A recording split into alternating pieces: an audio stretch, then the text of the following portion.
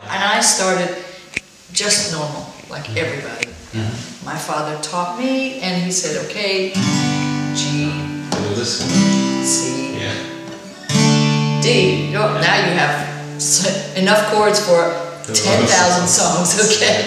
But then A minor, E minor, okay, now you really can play a lot of music. So I started like this, and I was 5 years old. So I did that for a while, and then I heard about this drop D situation, you know, where you can take this low E string and bring it down. Just one note, bring it down to a D, and now, but it gives the guitar a little more bass, you know? It's nice.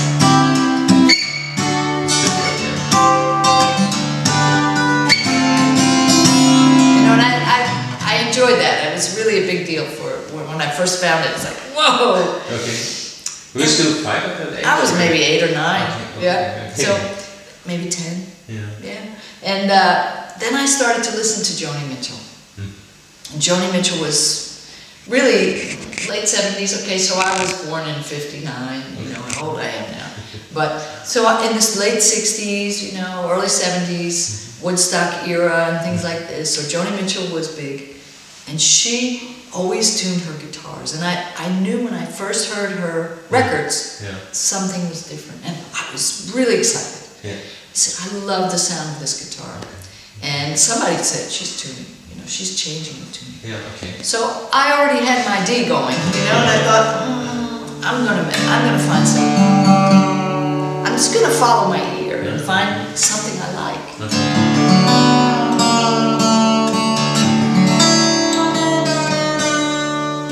And there's a beautiful chord. It's just a D chord, you know. And I started to explore, and I found there was some really, you can do a lot of,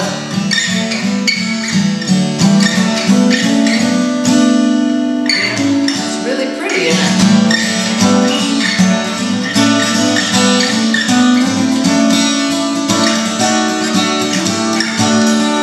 And with an open tuning, you have open strings, you have, what do they call them, ostinato, or you have these strings that just keep ringing, you know, and then I found a couple more chords, and I was doing a lot of this strumming with a pick. I don't have a pick right now, but, you know, also into Richie Havens, and Richie Havens was a big folk singer. He was the first act of Woodstock, and he just went up there and so I started to really explore this strumming of the open tunings, you know.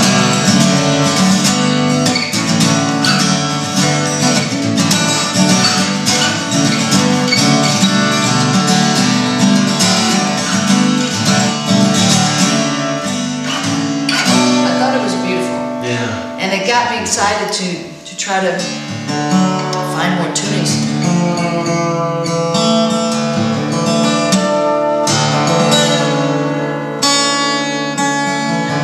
This one, I was in college, and I was trying to be a guitar major. It wasn't too successful, or I wasn't too successful. So I had to study jazz and classical. You had to do two programs. And the classical music was okay, it was okay, but it wasn't in my heart. And the jazz was, I was learning a lot of bebop. You know, and I didn't like it. I just didn't like this music. It wasn't.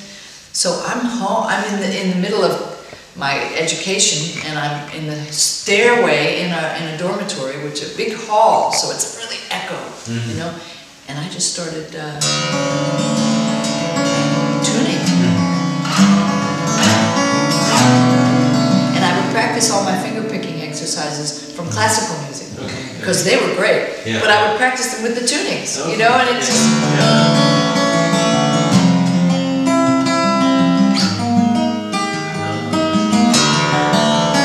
It was much more interesting than a G chord and a C chord. So I was doing this, and eventually I had to drop out of college because I wasn't learning the material.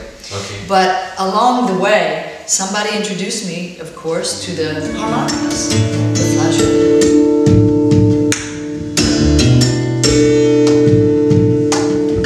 Their sounds of the overtones.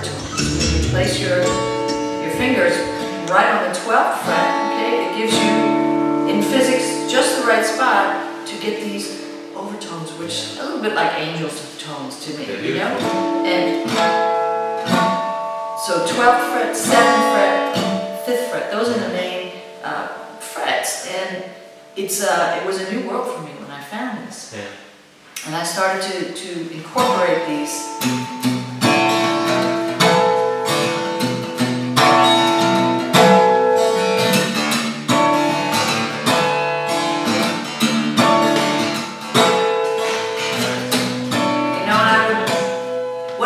Just to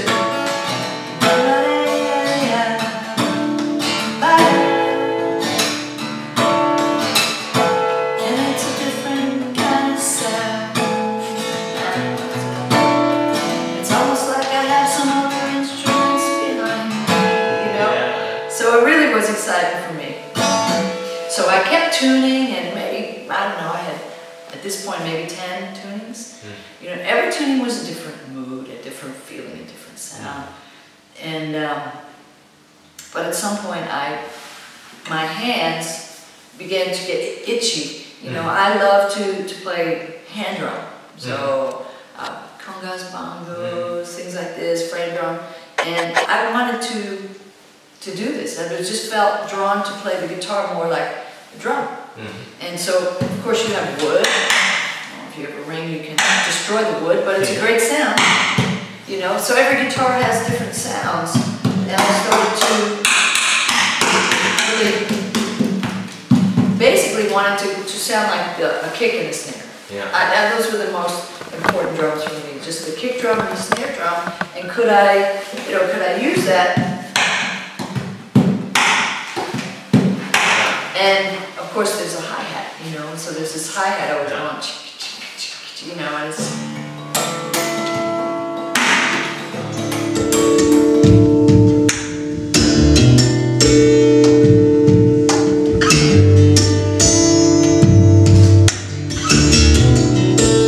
It became now it's a hand drum to me. Yeah, it's really percussive approach, you know. Also, the harmonics are...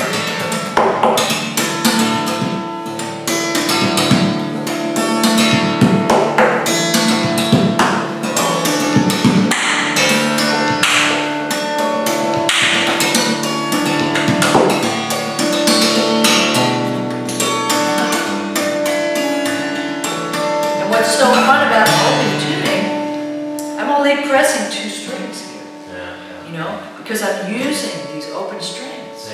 So where are the chords that work, you know? How can I just work with a little simple bass line? Just a root and a fifth. So I can do, you know, and wow, that's a very special sound. And it gives me all of these open strings.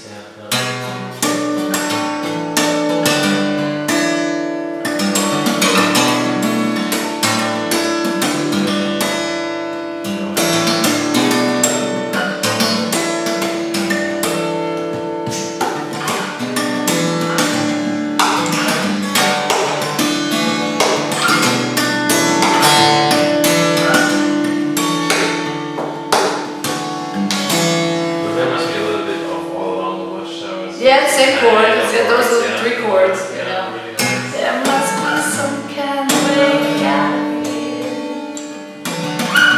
Said Joker, just yeah, so this is exactly what happens when I'm playing around in a tuning. You just said, you know, it reminds me of All on the Watchtower. So sometimes I hear those songs and wow, this reminds me of Groovin', or this reminds me of a Temptation song. And this is part of how I come up with the crazy arrangements for these cover songs. You know, when you're in a different landscape, suddenly things that are familiar go through a whole nother filter system. It's like being filtered or something, and just come out in a different form. You know. Wow. This is a little bit of a Beatle song, so you may know it, but in a Vicki way.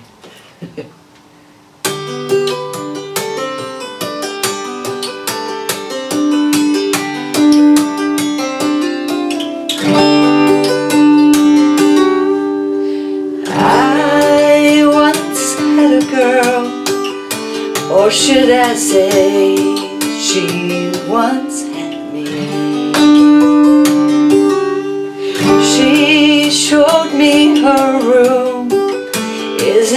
it good, Norwegian wood. She asked me to stay and she told me to sit anywhere.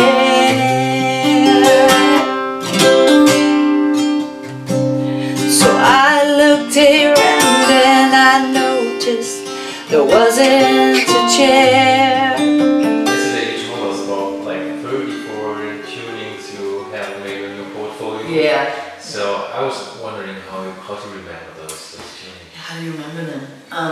You know the brain up here works in some predictable ways, luckily. And one of those predictable ways is that it likes to cluster things together, you know, so it likes to put things in groups. And for me, excuse me, I remember a tuning because of the songs connected to it. So, for instance, this tuning has 2 songs attached to it, When You Are Winter and Joy. And so I think of those songs and I know, oh, okay, this tuning. And then Don't Give Up and New Grass are attached to a low C tuning. And Bossa Nova, Eleanor are attached to a particular tuning as well. So this is how my brain remembers them. As we spoke earlier, if I invent a new tuning and I don't have a song attached to it, I can't remember it. I have to write it down or record it. You know? But once I get a song, then my brain goes, okay, put it here. It knows what it is. It's strange. Yeah, you have to know which tuning way to put it. Yeah, you learn the map for each chord, right, for each song. It's called offerings.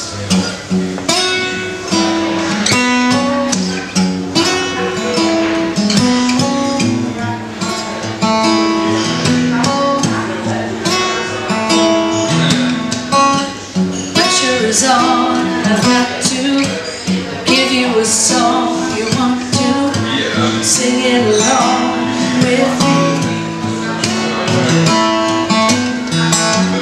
You're not the one who's feeling queasy. You think that this is so easy. I get to follow my dreams. Yeah, this is my new favorite toy, and it's called a harmonic cable. So it has harmonic, the word in it, and I have to love it because I love harmonics. But it's an invention from a friend of mine in the States, Bob Kilgore. He had an accident on his guitar, a mistake. He was playing with a rubber band to mute some strings up here, and he got frustrated and pulled it, and it landed here, just like this. And he started to play, and he realized, wow, this is a very unique thing. So when you say capo, people think of the capo, and this, you know, you put it here and it makes your key higher, and you can change the key. So this is completely different. This is going to play my flageolets for me. So I'm going to put it on the 12th fret, right where I would hold my finger if I wanted to get those harmonics. And I can move each little rubber piece up or down, so I can make it touch the string or not. So now it's not. Now it's touching. Wow. You know? And I can do it like this one.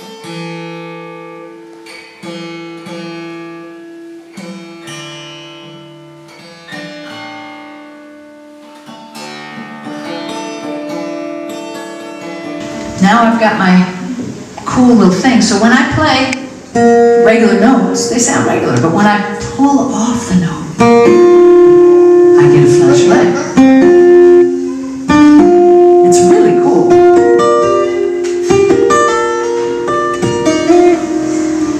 Right? Can you tell it's strange?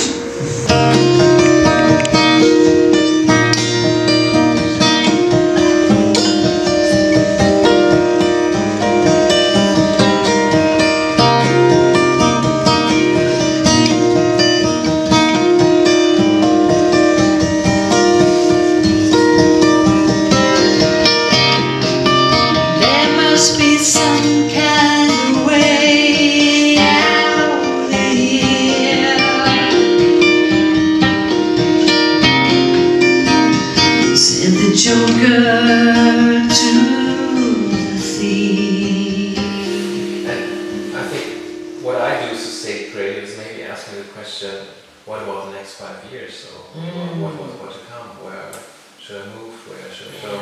So is this something which moves you? What do you think about it? What do you think? You know, I have a couple of things pulling me and pushing me in the next years musically. And one of them, it may sound really silly to people that know my music, but it's a big deal for me. I'm working on a dance record. Okay. Yeah, it's like electronica, dance, lounge. And I'm working with a wonderful musician from Frankfurt named Christian Lauterbach. Okay. And he's a guitarist and an engineer and a keyboard player. He's just a fantastic musician. And we're working together, and he's taking a lot of my acoustic guitar ideas, the harmonics and the open tunings and the crazy stuff, and he's making loops and, you know, putting stuff through filters. So I'll do a line like, and it'll end up sounding like a keyboard that's going or changing, you know, and it's all of a sudden then he'll put the drum behind it, you know, and now you've got this crazy dance thing going on, and I love it. I've always loved. I love dance music. I love R&B, soul, you know, funk, dance music. This kind of stuff is really. I've always loved it. And I thought, wow, we met and we started to write together, and it's really exciting. We have maybe 6 or 7 songs started, and my hope, my wish is that we can figure out a way to finish it.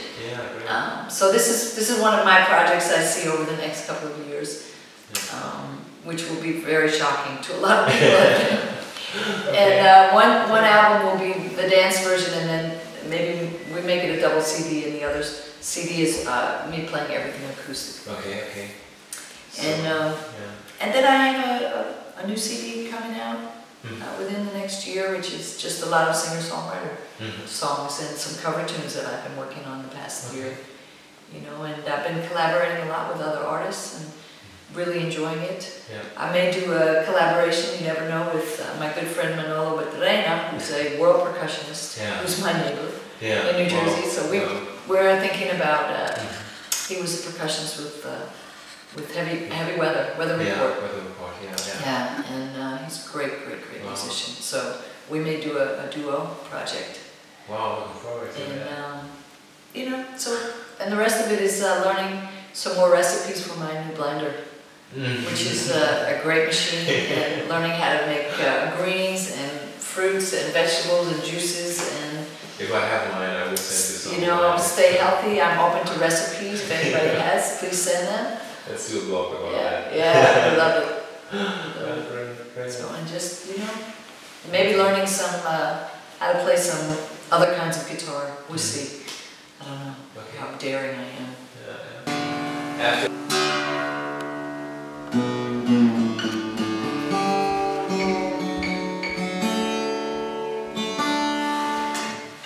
It's called Carry Me Home.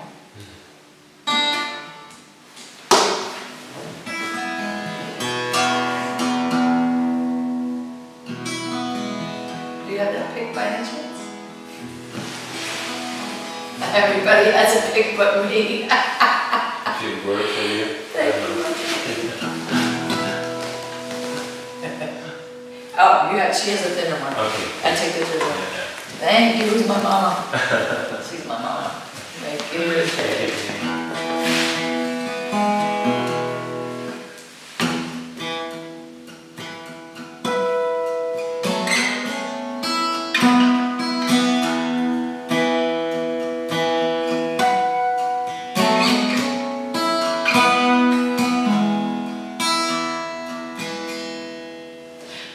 If I told you just how I'm feeling,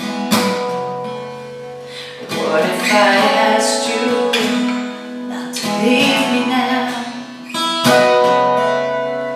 What if I trusted you with all my